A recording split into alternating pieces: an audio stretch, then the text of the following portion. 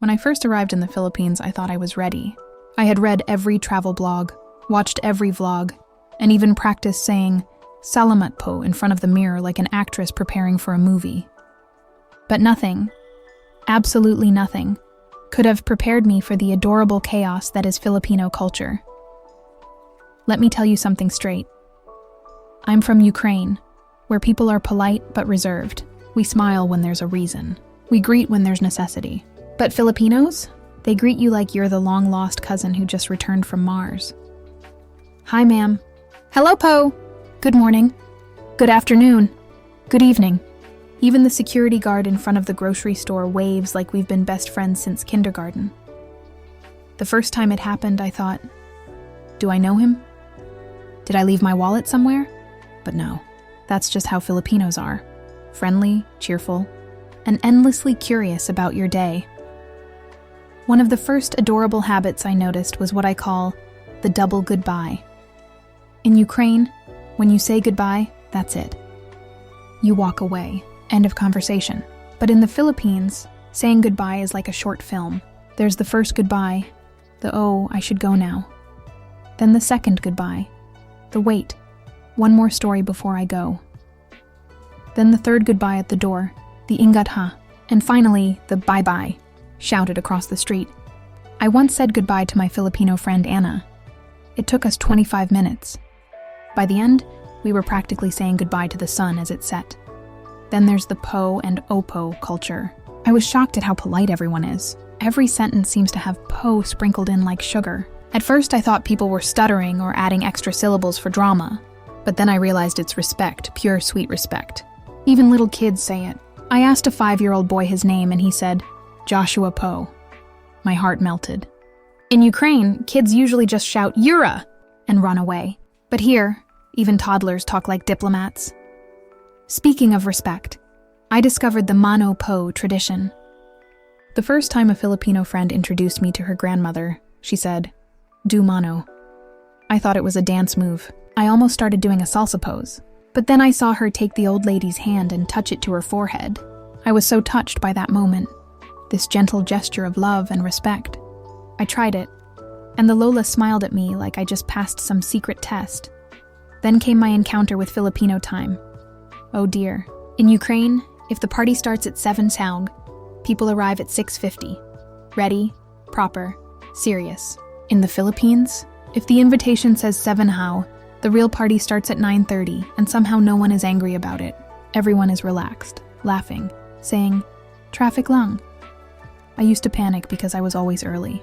I'd show up with my hair done, ready to socialize, and there would be no one, not even the host. I learned my lesson fast. Now when Filipinos say 7 p.m., my brain translates it to 9:15 p.m. Optional. Another adorable habit? The kain tayo phenomenon. This is not an invitation. This is a reflex. Every time someone eats, they say kain tayo, even if there's only one fork and no extra chair. The first time I heard it, I said yes, and the poor woman looked shocked like, oh no, she actually accepted. But that's what makes Filipinos adorable. The kindness is instinctive. They include everyone, even strangers, in their joy. I've been offered food by tricycle drivers, street vendors, even a security guard who was eating instant noodles. Kain tayo, ma'am, he said with a grin. I couldn't refuse. That smile was too powerful. Then there's the hand wave greeting. Filipinos have this way of greeting people from a distance, that little upward eyebrow raise.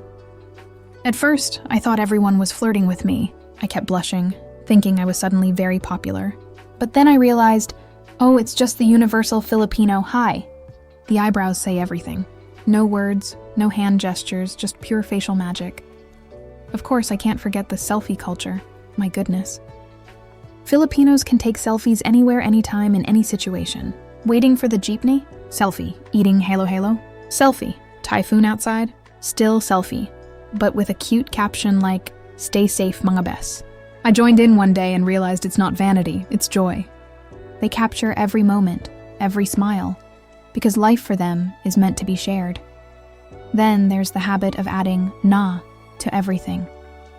Kain na, ligo na, uwi na. It's such a tiny word but so full of urgency and affection. When my Filipino friends tell me kain na, it's not just eat now. It's, come on, let's eat together. I don't want you to be hungry. When they say uwi na, it's, come home safe. I care about you. I started using it too. One day, I told my Ukrainian mom on the phone, sleep na.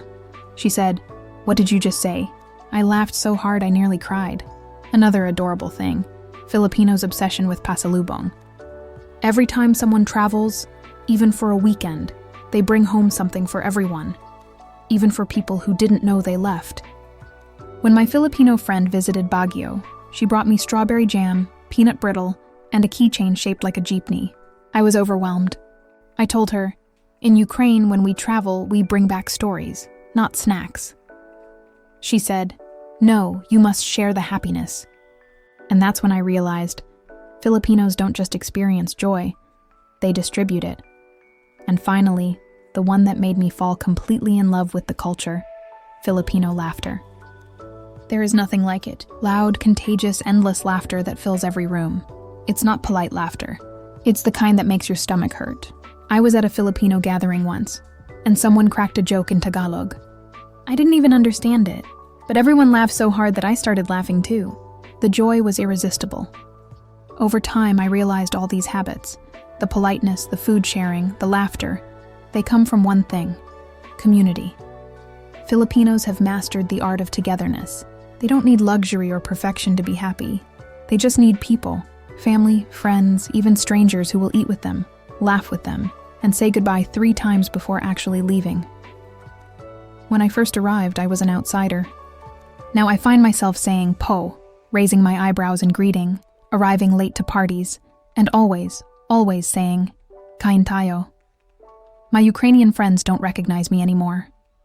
They say, you sound so Filipino. And I smile because that's the best compliment I could ever receive. And that's just the beginning. Because the longer I stayed, the more adorable things I found. The expressions, the habits, the little acts of kindness that define every Filipino day. If someone told me years ago that I'd fall in love not with a person, but with a people, I wouldn't have believed them. But here I am, sitting in a sari-sari store, eating sweet spaghetti from a plastic container, surrounded by laughter and chaos, and thinking, life has never been this warm, and I haven't even started talking about the karaoke nights, the endless chika, and the national sport of pakikisama. That, my friend, is for another day, or as Filipinos say, sige na, bukas na lang. By my 3rd month in the Philippines, I realized that living here is like being part of an ongoing comedy show. Except everyone is both the comedian and the audience. I'd wake up every morning thinking, what new adorable surprise will Filipinos show me today? And believe me, there was always something. One night, I was walking through the neighborhood when I heard it. A voice so powerful, it could have been in a singing competition. I thought maybe there was a concert nearby. Nope, it was my neighbor, singing karaoke in her garage at 11 p.m. on a Tuesday, with full emotion and dramatic hand gestures. Welcome to one of the Philippines' most sacred traditions, karaoke. You think Ukrainians love music? Filipinos live and breathe it. There's no occasion too small for singing. Birthday party? Karaoke. Graduation? Karaoke. Just got your 13th month pay? Karaoke. Power outage? Still karaoke, with a cell phone flashlight and a Bluetooth mic. I once attended a small family gathering, maybe 10 people. Within 10 minutes, the karaoke machine was out. I thought it would be background music. Nope. It became the main event. Everyone sang. The dad, the mom, even the toddler who couldn't read yet. They just held the mic and shouted random syllables. It was adorable chaos. I was hesitant at first. I said, I can't sing. They said, it's okay. Nobody can. And that's the charm of Filipino karaoke. It's not about perfection. It's about joy. They'll cheer for you even if you sound like a dying seagull. When I sang Dancing Queen, half the barangay started clapping. I think even the stray dogs joined in. Later, I realized something. Karaoke isn't just a pastime. It's therapy. It's how Filipinos release stress, express emotion, and connect with one another. They sing not to impress, but to feel alive. In Ukraine, people go to therapy. In the Philippines, they sing "My Heart Will Go On." Then came another adorable revelation: the Filipino love for rice. Rice isn't just food here. It's a lifestyle. In Ukraine, rice is a side dish, something you eat occasionally with meat or vegetables. But in the Philippines, it's sacred. I once said, I already had bread for breakfast, and my Filipino friend looked at me like I said something blasphemous. But you didn't eat rice? She asked in horror. They eat rice for breakfast, lunch, dinner, even with spaghetti. And if there's no rice, it's not a meal. Once I tried serving adobo with mashed potatoes, and everyone looked politely confused. Masarap po, they said, but I could tell they were spiritually unfulfilled. Now I eat rice every day. Sometimes I even crave it. I finally understand what they mean when they say, kulang kung walang kanin. It's adorable how something so simple binds everyone together. No matter your status, age, or mood, rice is the great equalizer. Then there's haya.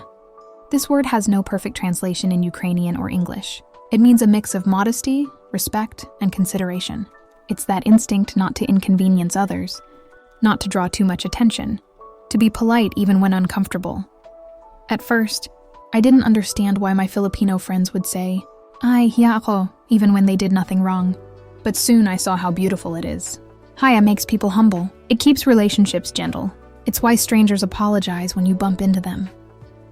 I once dropped my drink in a jeepney and apologized profusely. The person whose shoes I splashed said, "No, ako pa, sorry." I was speechless. In Ukraine, if you spill something on someone, you prepare for war. Here, you prepare for kindness. But perhaps the most profound thing I learned is Utang na loob. Literally, it means a debt of gratitude, but it's more than that. It's a moral connection. When someone helps you, you feel responsible for that kindness forever. In Ukraine, we say thank you and move on. In the Philippines, saying thank you is just the beginning. When someone helps you here, you remember it for life. You pay it forward, you take care of them, or their family, or even their dog if needed. It's loyalty at a level I've never seen before. My landlady once helped me when I got sick. She brought food, medicine, and checked on me daily. When I tried to pay her, she waved it off. "Wala yun," she said. "Utang na loob mo na lang." It hit me hard. This wasn't about money. It was about connection. She helped because we were now part of each other's story. And then there's pakikisama. Oh, this one is fascinating. It's the art of getting along, of keeping harmony in the group. Filipinos value togetherness so much that they'll bend over backward to avoid conflict. If someone disagrees, they'll laugh it off. If someone makes a mistake, they say, "Okay lang." In Ukraine, people are direct. If we dislike something, we say it right away. Here, it's about feelings, about making sure no one feels left out or embarrassed. At first, I thought it was avoidance, but then I realized it's emotional intelligence. It's kindness disguised as tact. Once I made a mistake while helping at a community kitchen. I burned the lumpia, black, crispy, tragic. I felt so bad I almost cried. But everyone said, "It's okay, crunchy version," and laughed. No blame, no shaming, just acceptance. That's pakikisama. Another adorable thing I noticed, Filipinos' obsession with sharing. If they have 10 pesos and you have none, they'll split it. If there's only one banana left, they'll cut it in half. In Ukraine, we're generous too, but there's something about the Filipino way. It's so effortless, so automatic. Once, a coworker brought one small bag of chips. 10 of us shared it. I thought, this is mathematically impossible. But somehow it worked. Because in the Philippines, happiness multiplies when shared. And let me tell you about Filipino community spirit. Every neighborhood feels like one big family. You sneeze, and 3 people say, "Bless you." You move into a new apartment, and the neighbors bring food. You get a flat tire, and strangers rush to help. During a brownout one evening, everyone in my street came outside. We sat together, shared candles, snacks, and stories. Someone brought out a guitar. Kids chased fireflies. For 2 hours, we forgot we had no electricity. It was magical. In Ukraine, when there's a blackout, people complain. In the Philippines, they create a festival. I also love how Filipinos are masters of finding joy in small things. Rain, they dance in it. Delayed flight, time for selfies. Typhoon, stay safe mga bes, and then they share funny memes about it. Their optimism is so contagious it rewires your brain. Then there's something deeply human about Filipino affection. Everyone calls you ate, kuya, tita, or tito, even if you're not related. It confused me at first. Wait, am I your sister now? But it's beautiful. It means you belong. It's their way of saying, you're part of us. And perhaps the most heart-melting habit, the way Filipinos say sorry and thank you. They say sorry even when they're not at fault, and thank you for even the smallest things. Thank you for coming. Thank you for waiting. Thank you for understanding. Gratitude is stitched into every conversation. After months of living here, I noticed something changing in me. I started becoming softer, more patient, more cheerful. I started saying thank you po to taxi drivers, sharing my snacks, and laughing at my own mistakes. I even started singing karaoke, badly but proudly. There's something about the Filipino way of life that heals you. It teaches you that you don't need everything to be perfect. You just need good people, good food, and a good laugh. One night, I caught myself saying, "Ay, hiya ako," after a small mistake. My Ukrainian brain paused. Did I just say that? But it felt natural. It felt right. Because that's what happens when you live in the Philippines long enough. You don't just adapt. You absorb the warmth. You start to see the world differently. You start to understand that love can be as simple as sharing rice, laughter, or a mic. And every time I go home to Ukraine, I bring that warmth with me, along with my new favorite habit, smiling for no reason. But the story doesn't end here. Because the longer I stayed, the more I realized these adorable habits aren't just quirks. They're clues to the Filipino soul. In the next part, I'll tell you how they change the way I see relationships, happiness, and even the meaning of home itself. After nearly a year in the Philippines, I can say this with full conviction. This country doesn't just change your surroundings, it changes you. When I first arrived, I thought I was just here to explore, to experience a new culture, to try new food. But somewhere between sige lang, tara kain, and bahala na, I realized something much deeper was happening. The Philippines wasn't just another stop in my journey. It was teaching me how to live differently, to live lightly. It started with humor. Filipino humor is one of the most unique things I've ever encountered. It's not like European sarcasm, which can be sharp or dark.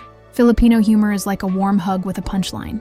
It's self-deprecating, silly, full of wordplay, and somehow, it always comes from love. I remember one morning when our tricycle broke down in the middle of a flooded street. In Ukraine, that would have been a day-ruining event. People would be stressed, frustrated, angry. But here, everyone laughed. The driver said, "Aye, free car wash!" and everyone in the tricycle joined in. It was contagious. I found myself laughing too, even though my shoes were soaked. That moment changed something in me. I realized that laughter, for Filipinos, is not denial. It's resilience. It's how they survive storms, both literal and emotional. And then there's bahala na. When I first heard this phrase, I thought it meant carelessness. Bahala na. Whatever happens, happens. But the longer I stayed, the more I understood its beauty. It's not laziness. It's faith. It's surrendering to destiny after doing your best. It's trusting that things will work out somehow. In Ukraine, we tend to control everything. Plan, schedule, predict. But here, people know that life is unpredictable. And instead of fighting it, they flow with it. There's freedom in that. There's peace in that. I found myself saying bahala na before job interviews, before catching flights, even when waiting for my favorite pandasol to be restocked. And strangely, everything started to feel lighter. Because when you stop fearing the unknown, you start enjoying the present. Another phrase that transformed me was, walang problema. Filipinos say this a lot, and they mean it. Something goes wrong? Walang problema. You make a mistake? Walang problema. You spill coffee on someone's bag? Walang problema, ma'am, wash lang yan. It's this gentle forgiveness that makes the Philippines feel like home. You don't feel judged. You don't feel pressured to be perfect. You're allowed to be human, and that's rare. In Ukraine, we're so used to tension, to always being on alert, ready to defend or debate. But here, people choose peace, not because they don't care, but because they value harmony more than pride. Then came pasalubong. I didn't think much of it at first, just gifts you bring home after a trip. But it's more than that. It's thoughtfulness in physical form. It's saying, I was thinking of you, even when I was away. When I visited Siargao, I bought dried mangoes and keychains to bring back to my friends.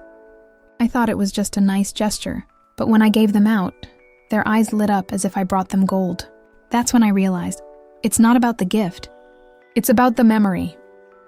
Pasalubong taught me that love doesn't always need grand gestures. Sometimes it's a small token that says, you matter to me, and oh, Filipino time. At first it drove my Ukrainian brain crazy. Meetings start an hour late. Dinners run 2 hours longer. But over time I realized, it's not laziness. It's flexibility. Filipinos value people over schedules. If you're late because you helped a friend, or waited for your grandma to finish her meal, that's not being irresponsible. That's being human. Life here isn't measured by minutes. It's measured by moments. Then there's po and opo. These two little words carry so much grace. When I first learned to use them, I thought they were just formalities. But they represent something deep: respect. Respect not demanded by authority, but offered freely as part of kindness. In Ukraine, respect is often formal, based on position or status. But in the Philippines, it's built into daily life. Even kids speak politely to strangers. Even strangers smile like friends. It's subtle, but it creates harmony. One day, I heard a little boy call a street vendor kuya while buying snacks. The man smiled and gave him an extra piece of candy. That small exchange told me everything. Filipinos don't separate respect from warmth. They blend it naturally. And then there's kapwa. Oh, how do I even explain this word? In English, it means shared identity. But that translation doesn't capture its soul. Kapwa means you see yourself in others. It's why Filipinos help strangers during floods. It's why they smile at everyone. It's why kindness feels so natural here.